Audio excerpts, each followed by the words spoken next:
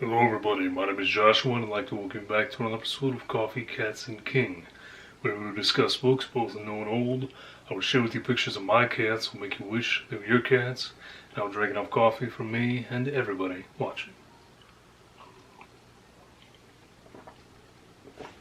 Don't think I've shown this mug off yet. It is just a bunch of different cats.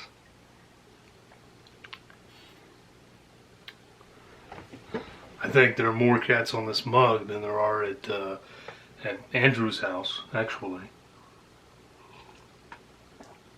Maybe not. So, I'm here today with my October wrap-up. Now, following this, and maybe going back and doing one for September, I think after that I'm going to start doing a weekly wrap-up instead. It's working really well for Paige, and I think just with the sheer volume of books that I go through, I think that the weekly will do much better. So starting at the end of this coming week, you'll start seeing weekly wrap-ups from me instead. But I had so many awesome 4- and 5-star books in October that I couldn't just skip by it. I wanted to be able to talk about these books, and there are some actually that I want to be able to talk about more in depth anyway. So I'm going to very briefly touch on them in this video, and then there will be a select few that you'll see me go into more discussion about here coming up. So I went through 25 books in October. It didn't feel like it because so few of them were physical books. I think there's only like 9 or 10 physical books. But apparently I was just a maniac when it came to the ebooks. So 25 total. Let's go on and get into the books. Alright, so first book of October was a book that I talked about on my anticipated releases, and I actually ended up with an advanced reader copy. This is Angel Louise Cologne with Infested. The awesome cover there. I had high hopes for this. This is an MTV Fear novel, and it's a YA from an Hispanic author about Hispanic characters. It was posed to me as lots of creepy crawlies, roaches in particular overtaking this this condo, apartment, penthouse kind of situation, if you will. And that's exactly what I got in this. Now, I ended up reading this 4 stars. This is the author's first book, and I did kind of take that into consideration.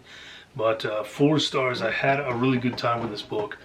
Now, what he did well here was the character, just the character descriptions and development. I really understood these characters.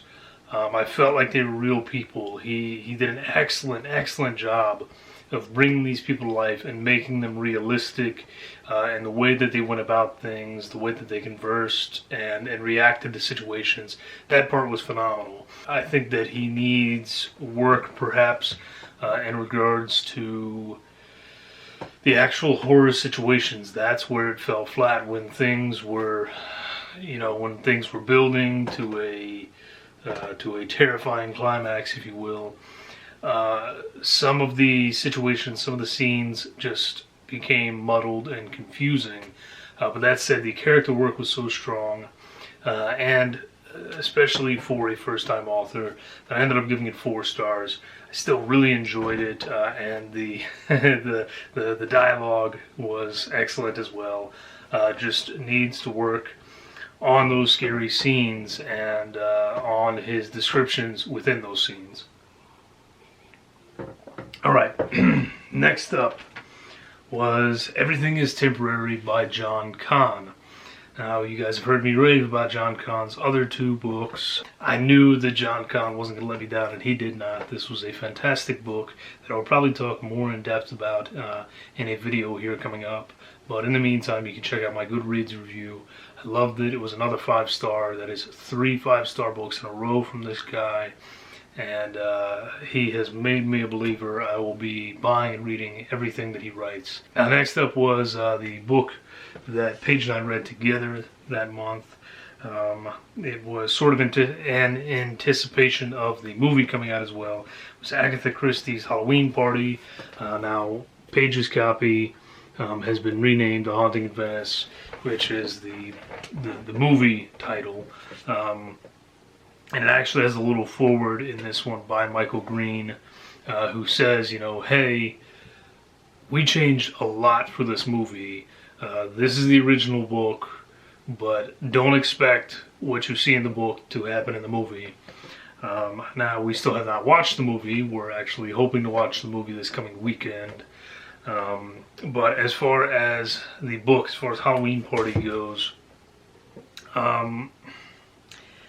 it was alright. I gave it 3 stars. It was definitely far from Christie's best. It just felt... It felt very simple. And I'm not used to simple when it comes to a Christie novel, you know? So, it wasn't that it was bad. It just... if it had come from someone else, you know, it probably would have been fine. But from her, I expect so much more. So it was 3 stars. It was still good, but there's so many other better novels out there from her that you know, it's not going to be something that I gravitate towards again in the future. Next was my first audiobook of the month. It was Daggers Drawn, edited by Maxim Jakubowski, I believe was the guy's name. This was 3 stars, sort of a run-of-the-mill anthology, if you will, based on murder. Some of the stories really worked really well, others not so much. 3 stars, take it for what you will. After that was my first Stein of the month. This is R.L. Stein's Zombie Halloween. And this one kind of surprised me. I ended up giving it 4 stars. This was not your typical Goosebumps book. Things get pretty dark and pretty graphic, even though the ending is just really silly and loses it. And honestly, it's probably the main reason that it's not a 5-star. But other than that, the book is really surprising. It doesn't feel like your typical Stein. It feels much more seriously written. And his dialogue in this one is a lot better than usual, and I was pleasantly surprised. So 4 stars for that one, and that is one that I will be reading again in the future. So of course I had to get some Stephen King in there. I decided to go with one of his short story collections. This is Just After Sunset, and this really cool cover. 5 stars. No surprises there. Basically, if there is a King collection of short stories or novellas, you cannot go wrong. In his short work, the man is absolutely brilliant. And I think that for those that don't read his stuff often, he's going to surprise you in regards to just how many genres he hits. And in regards to the uniqueness of the stories. Now, another one that I'm going to be talking about more in an upcoming video is Nothing Will Be Left by October Kane. This is another book that I was given an arc of, and so I want to talk more in depth about it, but it was a 4-star read for me. This is yet another debut author. So you'll see a dedicated video for that here coming up very soon. But I'll just say for now that if you are a fan of the Lovecraftian mythos in a more modern setting, then you're really going to dig this. One that I did not dig was R.L. Stein's Beast from the East. Now, historically, this is one of my least favorite from him. it hasn't changed with time. This one really isn't worth a read, in my opinion. The setup is basically non-existent, and the story itself is just so ludicrous. I just don't care for it. And that may be a me thing. Some people love his stuff that's on the sillier, zanier side. I don't tend to, and this is the same in this case. Now, for a much more serious book, I did get to read Shirley Jackson's The Haunting of Hill House, with this lovely cover here from Penguin. 5 stars. Again, really, did you expect anything else? This is a classic for a reason. This book is just going to take you and suck you in and not let you go. The dialogue kind of surprised me. I didn't expect the dialogue to be so witty and humorous throughout, and I just I had a blast with that book. I loved it. There's an eeriness throughout, and I love the slightly ambiguous ending that lets you decide which direction you want to take things. Some people, again, really hate those kind of endings. I love them as long as they're done correctly, and Shirley Jackson absolutely did it in a fantastic manner. Next up was a book by one of our own booktubers. This is Code Red by Miss Regina St. Clair. And if you are not subscribed to Regina's Haunted Library, you should be. Her and Belinda, as well as the puppies, always have a great time over there. And she is also an author of multiple books. This is her vampire novel, and it's not just vampires, it is vampires in an insane asylum. They get just as chaotic and crazy as you would think. Now, the setup to the action is somewhat slow, some people would say, but I kind of liked it. I liked slowly getting to the pace of it, her letting the sort of country feel build to it, and then boom, you get hit with the vampires and things go nuts from there. It was a great time. It was 4 stars, and she just you can tell Regina's passion and love for the genre when you read her stuff, and that, I think, is what makes it so enjoyable. Now, for another classic of the horror genre, Ida Levin's Rosemary's Baby. 5 stars. Again, this is a classic for a reason. It is a book that should be read, I think, by every horror fan out there. And as an added bonus, the movie is just as terrifying as the book. So, fantastic stuff there. Again, it's just going to suck you in. It's a very quick read, but I loved it, and honestly, there's nothing I can say about that book that hasn't already been said. One that did not work as well for me is Nikki Keith's Crush.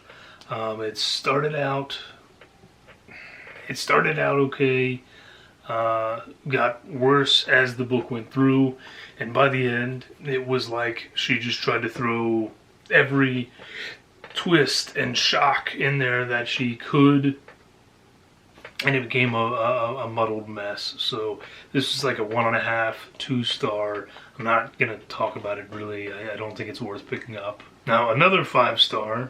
This is my 3rd Darcy Coates. This is Hunted, and this is one that I've had my eye on for a while. It was one of the first books that intrigued me in regards to Darcy Coates. But it took me a couple books before I finally picked it up. And this is about a young girl who goes hiking. She disappears, and eventually a camera is found where she took these photos that seem kind of random almost. But if you're really looking for it, you can almost see something hidden in the shadows, almost as if it had been stalking her in the woods. And so some friends of hers decide to get together and go searching for her because they feel that the police there are not doing enough. And this was a fantastic book.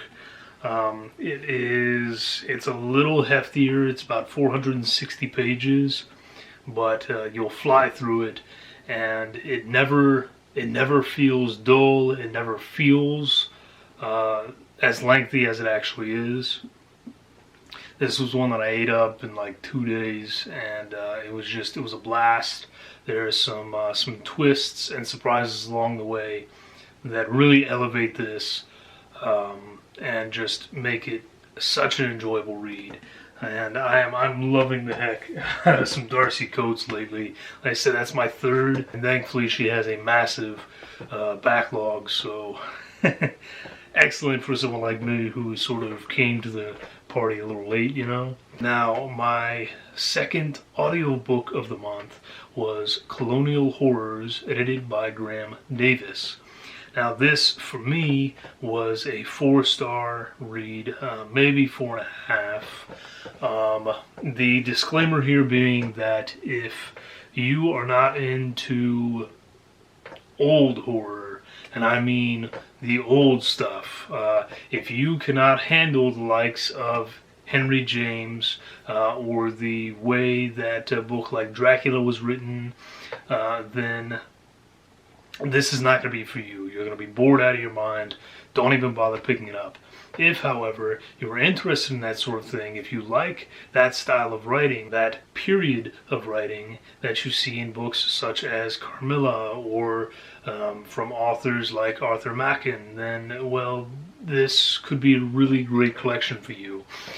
This has stories from Washington Irving, from Henry James, from a host of authors we know, but the other really cool part about this is that they take accounts, supposedly true accounts, from way back into the 1600s even, when they were hunting for witches and when every owl hoot was a ghost. And these are presented as true stories, and we get to see now how these people thought. And it was just so fascinating. I really, really enjoyed it. And for me, this was a blast. Like I said, if you're the type of person that enjoys the way things were written back then you're going to love this. My PAX pick of the month was one of the last books that she suggested to me. This is On All Hallows Eve by Grace Chetwynd. This is a children's book, and it is interesting in that it delves into a side of Halloween that is not often talked about here in the United States or in Canada either, for that matter. And it was a really interesting book. Really enjoyed it. I think that it is more in the realm of, say, the Halloween tree. So if you are someone that enjoys the likes of Bradbury, then you will probably enjoy the likes of Grace Chetwynd. I gave this 3.5 stars, and to be fair, I listened to this one on an audiobook. I wish that I could find a copy and read it myself. I think that the audio actually detracted away a bit from the enjoyment for me. So I think that if I had read it myself, it probably would have been a higher rating. But the audio was not the best in my opinion. So overall, 3.5 for now. If I ever get a copy, I'll read it again and see what I think. But because I think a little bit of it was lost listening to the audio rather than reading it myself. Number 16 was The Witch of Halloween House by Jeff DeGordick. This was 3 stars. It was run-of-the-mill in that regard. It is a good Halloween, quick read, if you will. I thought that the beginning was strong, and it sort of lost focus and lost me as the book went on, but 3 stars. It was good, but not good enough for me to want to pick up the second. And one that was kind of a disappointment was Brianna Morgan's Trick or Treater and Other Stories. I love the cover. I think it's rather creepy, and this is a short one because it's short stories. But I gave this 2.5 stars. It just didn't work for me. I didn't care for her writing, and I thought that there just wasn't substance there, you know? Now, this is one that a lot of other people really dig, but it just didn't, no. 2.5 stars. Now, Paige and I did read another one together, and this one was a romance, but also, you know, kind of on my side. This is Jenna Levine with her debut novel, My Roommate is a Vampire. This really cutesy cover. Now, this is another one that the first half of the book I would have rated much higher because it was witty and funny and silly, and I'm not a guy that enjoys much humor in my reading, but I did get some genuine laughs out of this book. So that first half of the book, I think I was probably sitting at a 4 star, somewhere in there, maybe even 4.5 at times. And then we got to the sexy parts, if you will, and we got into the big conflict of the book, and that really lost it for me. From that point, it very quickly became a much lower rating, so I ended up giving it 3 stars at the end of the day. I thought that the sex scenes were totally out of character in regards to our vampire, and I thought that the conflict was absolutely ludicrous. And there's one part of this book that I've not heard anyone talk about, and I don't know why you people haven't talked about it. The fruit. Miss Jenna Levine, what were you thinking? Why is that in this book? That is the most ludicrous thing that I think I've ever read. And I've read some ludicrous things, but that was just so totally unnecessary that it lost points with me because of the fruit thing. And if you read the book, you'll know what I'm talking about. But again, first half of the book, really enjoyable, 4.5 stars. As the book goes on towards the end there, man, it was edging up to 1-star territory at times. So 3 stars, though. I still had a good time with it, and I think more so because I have Paige to talk about with it for some of the sillier moments. So there you go. That was our experiment for the month of October. We are moving right along. We are on book number 19. This is Rin Chupeco's The Girl from the Well. Now, previously, I read another Rin Chupeco. Yeah, right here. My first book from Rin Chupeco that I read was The Sacrifice, and I had a really good time with it. So I was excited to get into something else from her. The Girl from the Well looked to be my kind of book. There is also another alternate cover that looks really cool. I'll put it up here. I really like that cover, but I dug this one because it was so reminiscent of of a particular someone that we all know and love in horror, and because I was getting the second one with it, and the second book cover matches with this one, not with that other really pretty one. So, Girl from the Well was 5 stars. This was a phenomenal horror book in my opinion, and I will be talking about this one more in depth in an upcoming video, along with The Suffering, which is the follow-up that I also read. This one was 4 stars, and I'm going to be doing a little dual review between the two, so I'll be looking for that. 5 stars for the first one, 4 stars for the second one. I'll explain why here coming up very soon. Another 5-star read for me, and my second to last audiobook was The Devil of Nan King by Mo Hader. Now, this is one that has been on my list to read for years now, and I just never got the chance. So I finally got to listen to it going back and forth to work, and it was not at all what I was expecting. This novel takes a lot of turns that I just was not prepared for. I thought I was getting a totally different book about this creepy, scary bit of footage that this girl was hunting down, and I thought that's what the book was about, and it's really not. Instead, you get into the lives of those in Japan, the Yakuza, and just all these weird aspects of life that people don't really tend to hit on, but that Mo Hader just embraces. And it was a phenomenal book. It was 5 stars. I can't say that I've read much that's quite like it, and it really made me want to pick up more by her. I have it on good authority from one of you, you know who you are, that the rest of her books are also really, really well written. So there are a few that I have picked out that I want to get to, but this one surprised me, and the audio was fantastic as well. So 5 stars there, and well worth the wait. Now, after that, I got into Aliens Bug Hunt. This ended up being another 3-star anthology for me. Again, really enjoyed some of it, others not so much.